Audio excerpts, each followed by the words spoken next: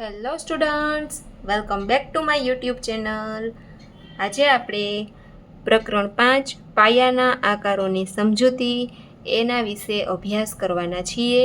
તો વિડીયો આપણે આગળ કન્ટિન્યુ કરીએ એ પહેલાં જો તમે મારી ચેનલને સબસ્ક્રાઈબ ન કરી હોય તો સબસ્ક્રાઈબ કરી દેજો અને બેલ આઇકન પર પણ ક્લિક કરી દેજો, જેથી કરીને મારા વિડીયોની નોટિફિકેશન તમને મળી રહે. બરાબર, હવે આપણે શરૂ કરીએ. પ્રશ્ન પહેલો, પ્રત્યેક વિધાન સાચું બને એ રીતે ખાલી જગ્યા પૂરો. બરાબર, હવે આમાં કીધું છે રેખાખંડ XY ઉપર એ બિંદુ છે.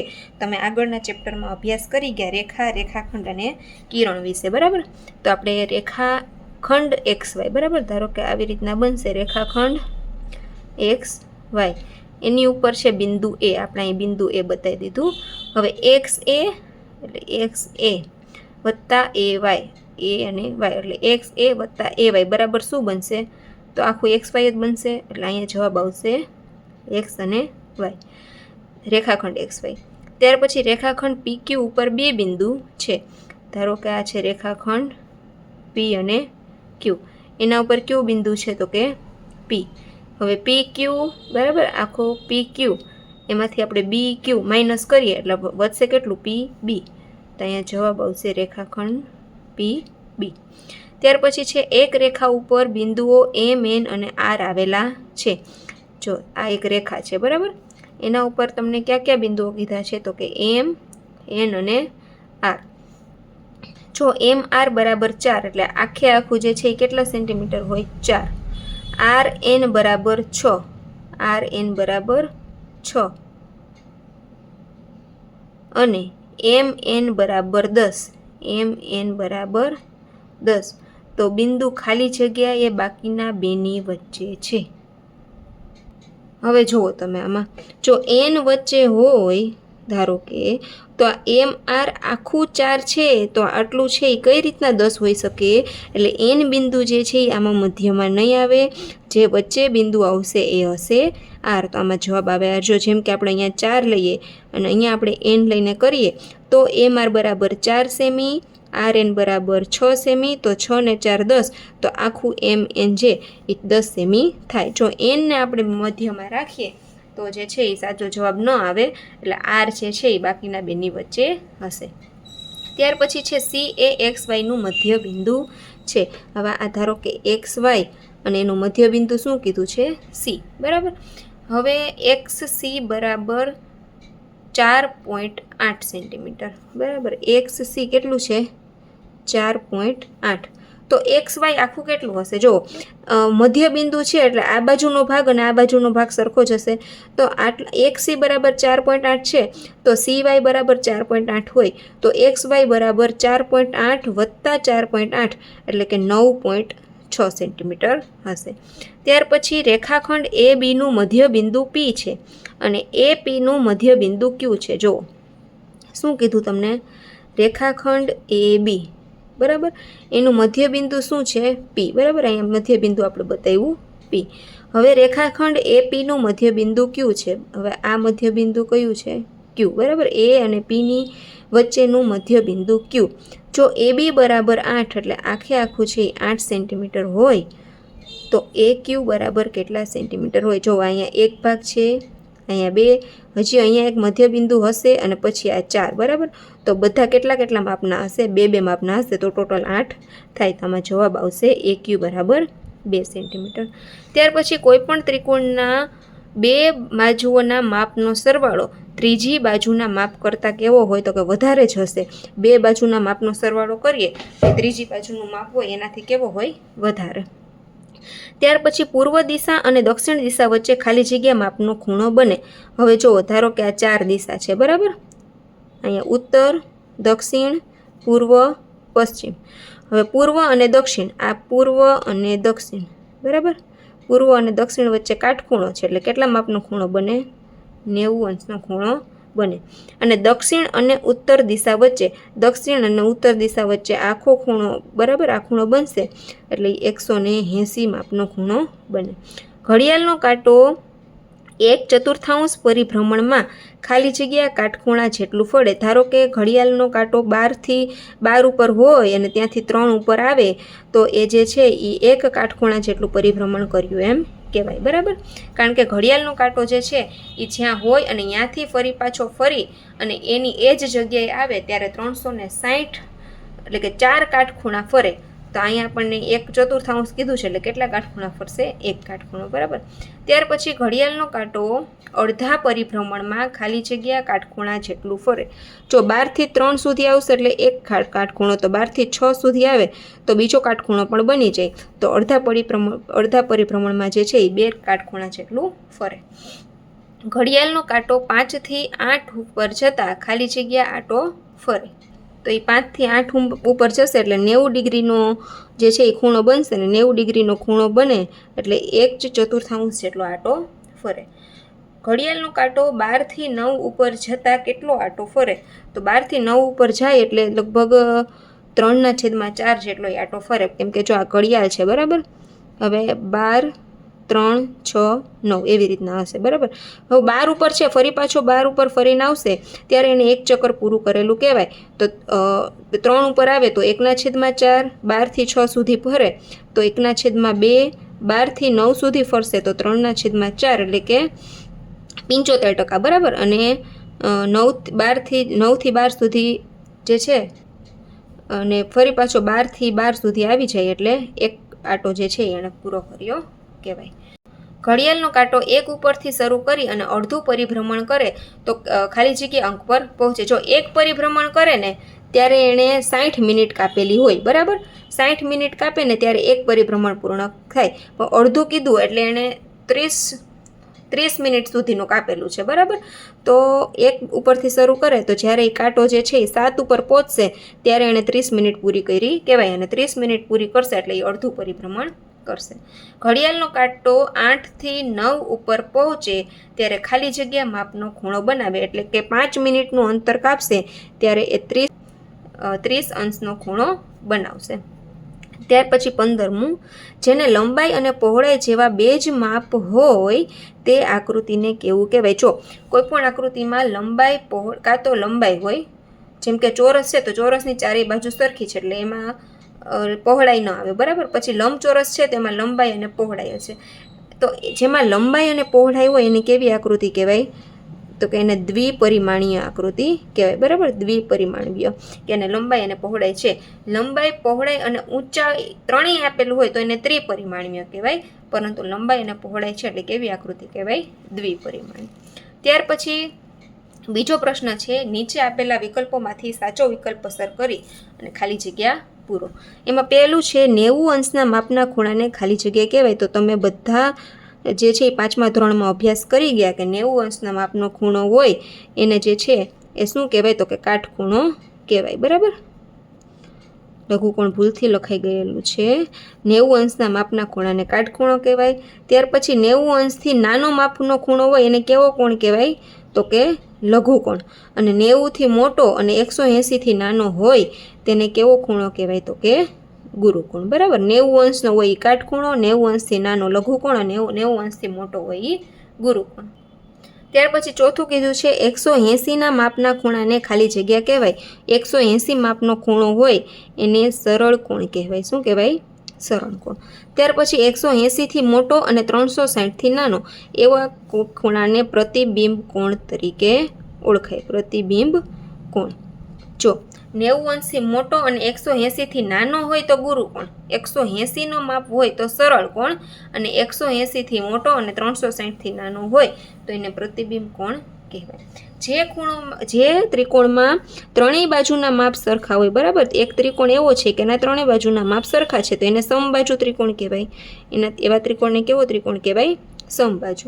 પછી જે ત્રિકોણમાં માત્ર 2 જ બાજુના માપ સરખા હોય એને સમદ્વિબાજુ ત્રિકોણ કહેવાય. દ્વિબાજુ એટલે કે 2 બાજુ, સમ એટલે સરખું એટલે 2 બાજુ સરખી છે એટલે એને સમદ્વિબાજુ ત્રિકોણ કીધો. અને જે ત્રિકોણમાં ત્રણેય ખૂણાના માપ જુદા જુદા હોય એને વિષમ બાજુ, વિષમ એટલે સરખું ન હોય એવું જુદું જુદું, તો વિષમ બાજુ ત્રિકોણ કહેવાય. કોને? તો કે ત્રિકોણના ત્રણેય ખૂણાના માપનો સરવાળો અલગ અલગ હોય તેને. બરાબર, હવે ABCમાં ત્રિકોણ એબીસીમાં ખૂણો એ બરાબર 60, ખૂણો બી બરાબર 50 અને ખૂણો સી બરાબર 70 છે. જુઓ ત્રણેય માપ છે ને બરાબર એ 90થી નીચેના માપ છે, 90થી નાના માપ છે. તો ખૂણો એ ત્રિકોણ એબીસી છે એ કેવો ત્રિકોણ હશે? તો કે લઘુકોણ ત્રિકોણ હશે. ત્યાર પછી ખૂણો પી બરાબર 20, ખૂણો ક્યુ બરાબર 50 અને ખૂણો આર બરાબર 110. જો આ ખૂણો જે છે એ 90 અંશ કરતાં વધારે છે એટલે એ ત્રિકોણને કેવો ત્રિકોણ કહેવાય?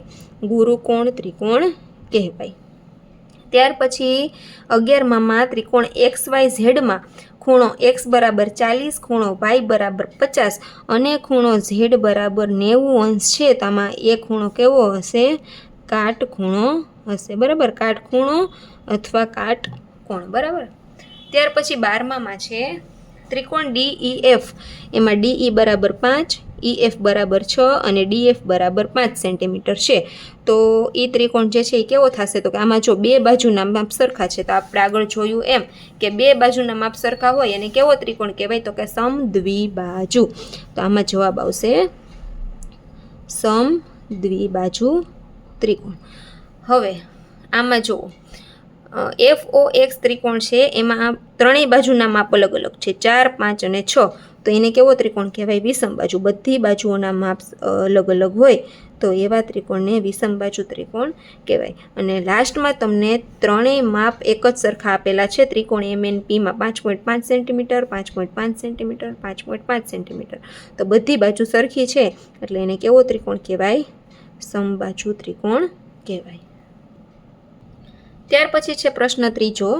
નીચેના દરેક પ્રશ્નના જવાબ માટે આપેલા વિકલ્પોમાંથી યોગ્ય વિકલ્પ શોધી અને આપણે જે છે સાચો વિકલ્પ શોધવાનો છે. એમાં પહેલું કીધું છે 3 દિવાસળીના ઉપયોગથી ખાલી જગ્યા બને. હવે તમને ખબર જ છે કે દિવાસળી જે છે એ એક જ સરખી હશે તો ત્રિકોણ જે છે એ કેવો ત્રિકોણ બનશે? તો કે સમબાજુ ત્રિકોણ બને. તેમાં જવાબ આવશે ઓપ્શન બી. ખૂણાનું માપ ખાલી જગ્યા વડે માપી શકાય. તો ખૂણાનું માપ જે છે એ કોણ માપક વડે માપી શકાય. તેમાં જવાબ આવશે સી. ચોરસના વિકર્ણો પરસ્પર ખાલી જગ્યાના ખૂણે છેદે છે. હવે કોઈ પણ ચોરસ હોય એના વિકર્ણો હંમેશા 90 અંશના ખૂણે છેદે. બરાબર, તો અહીં જવાબ આવશે 90 અંશ એટલે કે ઓપ્શન ડી.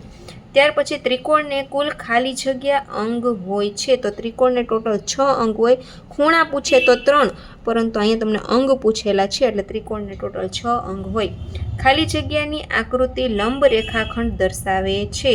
તો એમાં જવાબ આવશે ઓપ્શન બી, એલ છે.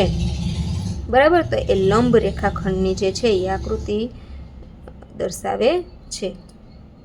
ત્યાર પછી છે છઠ્ઠું. ખાલી જગ્યાના માપનો ખૂણો પ્રતિબિંબ કોણ છે? આપણે આગળ જોયું એમ કે 180 અંશથી મોટો અને 360 અંશથી નાનો હોય એવા ખૂણાને જે છે એ પ્રતિબિંબ કોણ કહેવાય. તો 180થી મોટો તો એક જ છે 200 અંશ. તો એમાં જવાબ આવશે સી. ખાલી જગ્યાના માપના ખૂણાને સરળ કોણ કહેવાય. તો 180 અંશના માપનો ખૂણો હોય એને સરળ કોણ કહેવાય. તેમાં જવાબ આવશે ડી. ત્યાર પછી જે ચતુષ્કોણની ચારેય બાજુ સરખી હોય પણ ચારેય ખૂણા કાટખૂણા ન હોય તો એવા ન હોય તેને ખાલી જગ્યા કહેવાય. હવે જો ચોરસ ચતુષ્કોણ છે બરાબર, એની ચારેય બાજુ તો સરખી છે પરંતુ ખૂણા કાટખૂણા નથી એટલે બાજુ સરખી હોય એટલે એ સમબાજુ ત્રિકોણ કહેવાય. તો આમે જવાબ આવશે ડી. જે ચતુષ્કોણની ચારેય બાજુ સરખી છે અને ચારેય કાટખૂણા પણ છે બરાબર, જો ચારેય બાજુ પણ સરખી છે અને બધાય કાટખૂણા પણ છે તો આવા ચતુષ્કોણને શું કહેવાય? ચોરસ. તેમાં જવાબ આવશે સી.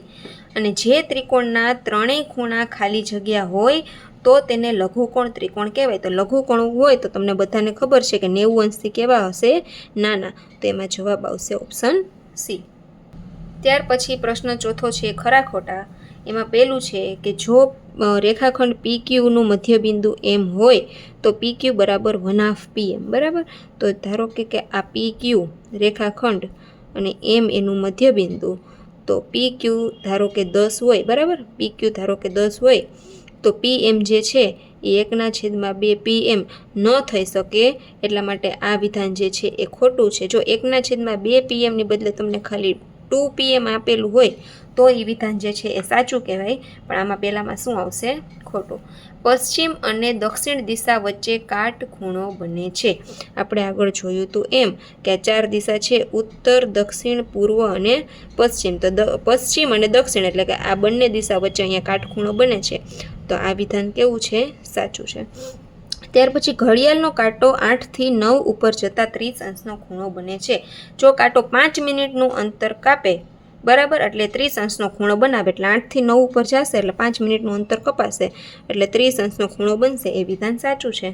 ત્યાર પછી ઘડિયાળમાં 9 વાગે સરળ કોણ બને છે. તો સરળ કોણ એટલે 180, બરાબર. તો એ વિધાન કેવું આવશે? ખોટું આવશે, કેમ કે 9 વાગે તો એ 3/4 જેટલો ખૂણો બનાવે અને એ સરળ કોણ જેટલો થતો નથી, એટલે એ ખોટું આવશે. ત્યાર પછી ઘડિયાળમાં 3 વાગે 2 કાંટા વચ્ચે લઘુ કોણ બને. તો 3 વાગે એટલે કે એક કાંટો 12 ઉપર હશે, બીજો કાંટો 3 ઉપર હશે, તો એક ખૂણો તો કાટખૂણો બને. તો અહીંયા તમને કીધું કે લઘુ કોણ બને, તો એ વિધાન પણ કેવું આવશે? ખોટું આવશે. 2 સમાંતર રેખાઓ ક્યારેય ન છેદે. તો એ વાત સાચું છે. સમાંતર રેખા એને જ કહેવાય કે જે એકબીજાને છેદતી ન હોય પરંતુ એક સમતલમાં હોય. કંપાસ બોક્સના એક કાટખૂણિયાના ખૂણાના માપ 45 અને 90 અંશ છે. તો એ વિધાન પણ સાચું છે. ત્યાર પછી કંપાસ બોક્સના બીજા કાટખૂણિયાના માપ 30 અંશ, 60 અંશ અને 90 અંશ છે. તો એ વિધાન પણ સાચું આવશે. અને ચતુષ્કોણ એ ખુલ્લો બહુકોણ છે. ચતુષ્કોણ જે છે એ ખુલ્લો નથી પરંતુ બંધાકૃતિ છે, એટલે આ વિધાન આવશે ખોટું. ત્યાર પછી છે લંબચોરસ એ વિશિષ્ટ ચોરસ છે. તો એ જવાબ પણ કેવો આવશે? ખોટો, બરાબર. એમાં પણ આવશે ખોટું. ત્યાર પછી 5મા પ્રશ્નમાં 2 કાંટા વચ્ચે બનેલા ખૂણાનો પ્રકાર. અહીંયા તમને જોતા જ ખ્યાલ આવે છે કે કયો ખૂણો બને છે? કાટકોણ.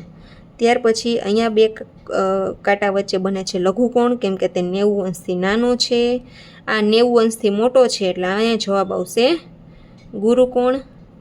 આમાં પણ ગુરુકોણ જવાબ આવશે, કેમ કે એ ખૂણો પણ 90 અંશથી મોટો છે. ત્યાર પછી 5મામાં 2 કાંટા વચ્ચે 90 અંશથી નાનો ખૂણો છે એટલે આમાં જવાબ આવશે લઘુકોણ. ત્યાર પછી ફરી પાછું આમાં કાટકોણ બને છે. આ ખૂણો જે છે એ 90 અંશથી મોટો છે એટલે આમાં જવાબ આવશે ગુરુકોણ. અને આ 180 અંશનો ખૂણો બને છે અહીંયા, એટલે અહીંયા આવશે સરળ કોણ. ત્યાર પછીના પ્રશ્નમાં 2 કાંટા વચ્ચે કેટલા ખૂણાનું માપ બને છે એ તમારે લખવાનું છે. હવે મેં તમને જેમ કીધું એમ કે જો 5 મિનિટનું અંતર કાપે ને એટલે 30 અંશનો ખૂણો બનાવે, તો એ રીતના આપણે ગણતરી કરવાની. જો અહીંયા 12 થી 12 ને 1, બરાબર, એટલે 2 કાંટા વચ્ચે 5 મિનિટનો અંતર છે, બરાબર. 12 ને 5 થઈ છે તો 5 મિનિટ હશે એટલે એ કેટલાનો ખૂણો બનાવશે? તો કે 30 અંશનો. અહીંયા 10 મિનિટ છે એટલે 30 2 60 અંશ આવશે. અહીંયા તો કાટખૂણો જ છે એટલે 90 અંશ આવે. અહીંયા 4 જો 5 ને 5 10, 5 15 ને 5 20, બરાબર. 20 મિનિટનું અંતર કાપે એટલે અહીંયા 120 અંશનો ખૂણો બનશે, કેમ કે 3 4 12, તો 30 × 4 એટલે 120. ત્યાર પછી અહીંયા 1 2 3 4 અને 5, બરાબર, 25 મિનિટનું અંતર કાપે છે તો અહીંયા શું જવાબ આવશે? 150 અંશ. હવે અહીંયા 180 અંશ, કેમ કે સરળ કોણ બને છે. અહીંયા આવશે 210 અંશ. જો 30 60 90 120 150 180 અને 210, અને એવી રીતના અહીંયા આવશે 240. ત્યાર પછી છે નીચે આપેલા ખૂણાઓના માપ પરથી ખૂણાનો પ્રકાર જણાવો. અહીંયા ખૂણાનું માપ છે 20 અંશ એટલે લઘુકોણ થશે, કેમ કે 90 અંશથી નાનો છે. અહીંયા 90 અંશથી મોટો છે એટલે આ આવશે ગુરુકોણ. 90 અંશ એટલે આવશે કાટકોણ.